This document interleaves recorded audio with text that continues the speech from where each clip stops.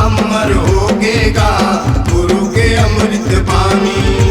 कीरतपुरी के चंदन माटी, कीरतपुरी के चंदन माटी, चरण कुंड के पानी पानी पानी। भारत भुइयां मां अमर होगेगा गुरु के अमृत पानी। भारत भुइयां मां अमर होगेगा गुरु के अमृत पानी।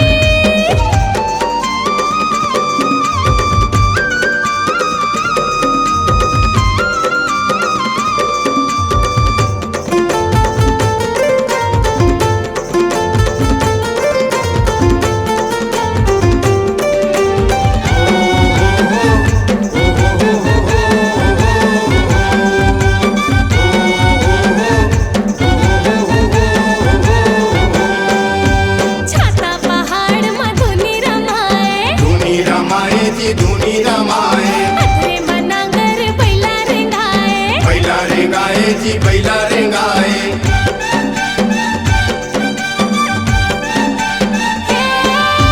छाता पहाड़ में धुनी रमाए, धुनी रमाए जी धुनी रमाए। अथरे मनांगर बैला रेंगाए, बैला रेंगाए जी बैला रेंगाए। लहर लहर लहरावत झंडा, जय हो।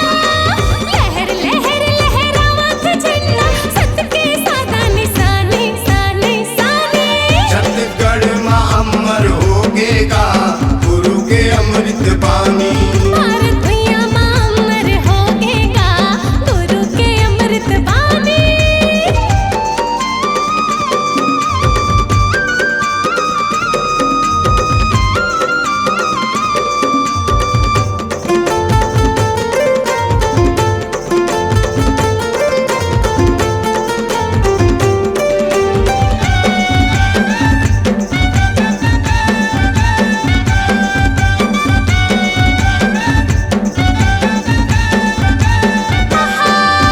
मनखे मनखे एके पाठ पढ़ाए, पाठ पढ़ाए जी पाठ पढ़ाए।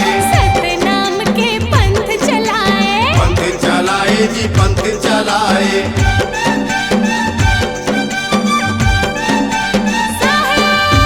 मनखे मनखे के पाठ पढ़ाए, पाठ पढ़ाए जी पाठ पढ़ाए। सतनाम के पंथ चलाए, पंथ चलाए जी पंथ चलाए। गुरु बाबा की महिमा गावत,